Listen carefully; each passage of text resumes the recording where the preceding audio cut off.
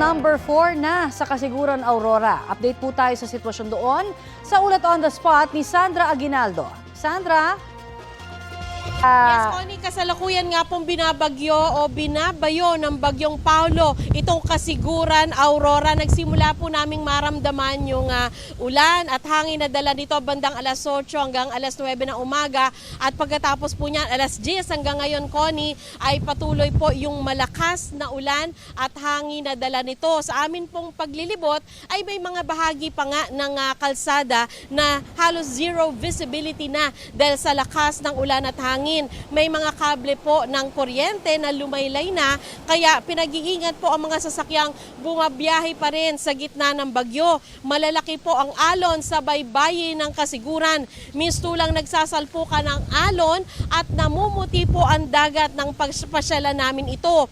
Kasama po sa babala ng Pag-asa dito sa Aurora ay daluyong na posibleng umabot ng 3 metro. Bandang alas 10 ng umaga hanggang ngayon, ay dama namin yung bagsik ng bagyo at sa paglandfall po ng bagyong Paulo sa Dinalupige, Isabela kaninang alas 9, itinaas na rin po sa signal number 4 ang babala ng bagyo dito sa Kasiguran, Aurora batay sa 11 AM bulletin ng Pag-asa. May babala din ng landslide at baha dahil sa heavy rainfall warning. At Connie, dito nga po sa aking kinalalagyan dito sa Kasiguran, maipakita lamang namin sa inyo yung pong lakas ng hangin makikita sa aming kapaligiran. Partida pa yan, Connie, kasi medyo may building po na malapit sa akin kaya hindi ako masyadong tinatamaan ng hangin. Kailangan natin yan para ma-establish ang ating signal. Pero may mga pagkakataon, Connie, dito na pag bumugso yung hangin, pwede itong makapagdala ng tao, lalo na kung medyo balingkinitan lamang. At ganun din, nakikita natin, Connie, yung pagbagsak kanina ng mga kable na kuryente at yung pagbagsak ng mga ilang bahagi ng puno dahil na rin po sa lakas ng hangin at ulan na dala ng bagyong Paulo. Yan muna po ang pinakahuling ulat mula dito sa Kasiguran, Aurora. Connie? Maraming salamat at ingat kayo dyan, Sandra Aguinaldo. Kaugnay po naman sa latest assessment sa epekto ng magnitude 6.9 na lindol sa Cebu at paghahanda sa bagyong Paulo. Kausapin po natin si Office of Civil Defense Deputy Administrator for Administration Assistant Secretary Bernardo Rafaelito Alejandro IV. Magandang tanghali at welcome po sa Balitang Hali. Yes, magandang tanghali po sa atin, sa inyo po, ma'am. Good noon po. Opo, ano ho ang update dun sa latest natin na mga casualties at hanggang kailan po ba magpapatuloy ang search and rescue operation? In terms of casualties, ang numero, nagkaroon na ng validation, nasa 68 po ang reported dead sa atin at meron na pong 559 injured individuals. Wala pong missing, so wala na pong hinahanap tayo as we speak. So wala na pong search and rescue operation. Ang meron po ngayon doon ay response operation, meaning nagbibigay tayo ng mga relief, pag-set up ng mga camps, pag-ayos ng mga water supplies natin, at iba pang related activities sa disaster response. Okay, sir, itong numero po ng casualties po natin na mahigit sa 6 na po sa inyo, validated po ito 68, pero kasi ang mga interview po namin sa mga mayor nasa 73, pero hanggang doon na lamang daw. Opo. Ito po ang medyo na-validate for now sa amin. But kung maalala mo, kahapon na umabot ito ng 72, meron lang po mga adjustments. So, tinitingnan naman natin yan. We're looking at it sa mga between 68, maximum 72, 75, ganun. But hopefully, manatili na pong ganyan. Kasi binabalidate pa po yung mga numero natin. Pero so far, ang nabanggit din po sa amin, wala na kayong hinahanap or mga missing, no? All accounted for na. So, tapos na po ang ating search. Retrieval na lamang po kung sakasakali? Or wala na rin? Retrieval, ibig sabihin, clearing na lang ng mga debris, no? And of course, yung pinaka-importante ngayon na ginagawa namin, assessment ng mga structures na nakatayo pa, making sure na pwede pang balikan ito at magamit. Okay, saan sa mga bayan ho ba ang napuntahan ninyo at naabutan ng tulong, no? Lalong-lalo na ho, kasi may mga sinasabi silang gumuho na mga sirang daan. Opo, ang sentro talaga ng activities natin ay dito sa Bogo City, Medellin, San Remigio, Sugod, Tabuelan, at Tubogon. So sa northern part of the province of Luzon ito, doon po talaga ang maraming activities at maraming nasiraan na bahay. Kasi umaabot na po na halos 5,000 damaged houses po doon at may 658 totally damaged houses. So yun po, isa yan sa priority na ngayon sa utos na rin ni Pangulong Marcos na dapat asikasuhin na itong mga requirements sa tents, no?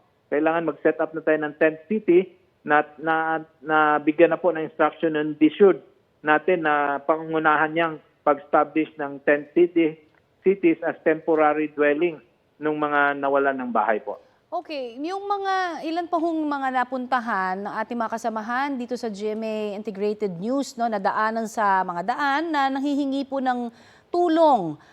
Na-identify ho ba kung ano mga barangay po ito at naabutan na ho ba sila ng kanilang pagkain at tubig na hinihiling? Opo, ina-address natin yan, hindi lang up to the barangay level, no, na talagang mabigyan ng tulong. Kaya we are pushing hindi lang po pagkain, pati tubig, water filtration teams na kailangan doon sa ground, specifically sa Bogo City, sa Medellin at iba pang lugar po. Okay, paalala na lamang ho, lalong-lalo na doon sa medyo natatakot bumalik sa kanilang mga tahanan. Of course, no, lalo na yung mga nandyan pa rin ho sa daan, kanya-kanya ho silang paraan para hindi mabasa ng tubig ulan. Ito po, meron pa pong inaasang mga aftershocks, kaya ang panawagan namin na wag lang muna bumalik sa mga tirahan natin na medyo may sira, ano? And we will be providing through the DSUD and the SWD additional tents po. So wag po kayong mag-alala, ginagawa na po lahat, no? In coordination with the different local government units, yung ma-address yung mga pangangailangan at ma-establish po itong mga temporary dwellings natin. Marami pong salamat sa inyo pong oras na ibinahagi sa Balitang Hali, sir. Thank you. Thank you po. Magandang umaga po. Yan po naman si Office of Civil Defense Deputy Administrator for Administration Assistant Secretary Bernardo Rafaelito Alejandro IV. Ito ang GMA Regional TV News. Balita sa Visayas at Mindanao mula po sa GMA Regional TV. May ilang sinkhole na po na lumitaw sa San Remigio sa Cebu matapos nga po itong magnitude 6.9 na lindol. Cecil, kamusta yung mga residente natin doon? Connie, pangamba ang naramdaman ng ilang residente matapos madiskubre ang sinkhole sa ilang barangay. Kabilang dyan ang sinkhole sa Purok Siniguelas sa Barangay Poblasyon. Napansin daw yan ng mga residente isang araw matapos ang lindol. May nahulog na rin daw sa sinkhole na mabutit nakaligtas naman. May sinkhole rin sa Barangay Manyo. Pinayuhan na ang mga residente na huwag lumapit sa sinkholes para iwas disgrasya. Ayon sa mga eksperto, nabubuo ang sinkhole kapag nalusaw ang mga bato o carbonate rock sa ilalim ng lupa. Ilan sa mga sinyalis nito ang pagkakaroon ng hugis bilog na bitak sa lupa. Samantala, ilang paaralan sa Iloilo City ang napinsala ng lindol noong Martes. 7 paaralan ang nagtamo ng matinding pinsala. 25 naman ang may minor damages. Balik face-to-face classes na sa ilang paaralan matapos matiyak na ligtas ang mga gusali. Alternative o blended learning mode naman muna sa iba pa. Sa Bacolod City, nakitaan din ng bitak ang ilang classroom sa ilang paaralan matapos din ang lindol. Pansamantalang hindi muna ginagamit ang mga classroom para sa kaligtasan ng mga estudyante at guro. Update po tayo sa Bagyong Paulo na naglandfall na sa Dinapigue, Isabela. Kausapin po natin si Pag-asa Weather Specialist Berison Estareja. Magandang tanghali at welcome sa Balitang Hali. Magandang tanghali po, Ma'am Connie. Update po tayo, ano nang direksyong tatahakin ng Bagyong Paulo matapos po nito maglandfall? Yes po, as of 10 in the morning ay nasa probinsya pa rin po ito ng Isabela sa may San Guillermo at patuloy na tumatawid west-northwest, no? So malaking bahagi po ng Cagayan Valley ang tatawirin ng bagyo, and sa mga susunod pa na oras, itong malaking bahagi rin ng Cordillera Region and Ilocos Region. So pagsapit po ng hapon or gabi mamaya, mag-emerge po itong si Bagyong Paulo dito sa may West Philippine Sea at lalabas din siya ng PAR by tomorrow early morning.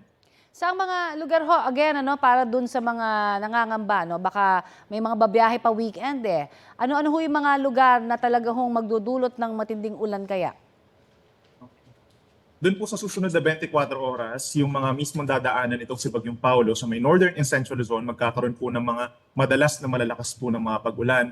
And as far as dito sa may southern Luzon, sa may Cavite, and sa may Batangas, asahan din po yung outer part nitong si Bagyong Paulo, magdadala rin ng malalakas na ulan sa mga susunod na oras. So in fact po, meron tayong nakataas dyan na yellow rainfall warning. Pero by tomorrow po, the moment na nandito na sa may West Philippine Sea at nasa labas na ng par itong si Bagyong Paulo, mas kakaunti na lamang yung maaasahan natin ng mga pag-ulan dito sa may western section ng ating bansa. Okay, what about sa Metro Manila, sir? Ano ba ang ating magiging lagay ng panahon?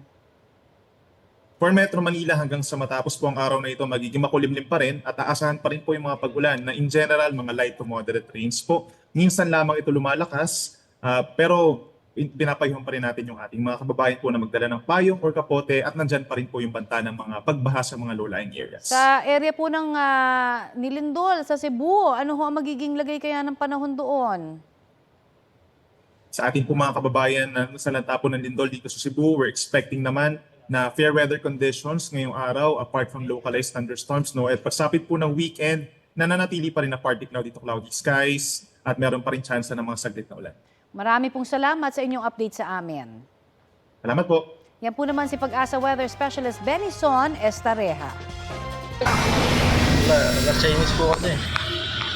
Nakunan pa habang nagbibilang ng pera ang negosyanteng ito sa isang warehouse sa Tondo, Maynila. Nang makakuha ng senyas, inaresto na ng CIDG NCR ang negosyante dahil sa pagbebenta umano ng libu-libong family clothing kit na may logo ng DSWD sa isang undercover agent ng CIDG. Nag-ugat ang entrapment sa impormasyong nakuha na nagkakabentahan daw ng non-food relief packs na para dapat sa mga biktima ng mga kalamidad sa bansa. Umabot yung yung negotiation namin ng more than 15.5 million for the 6,000 pieces.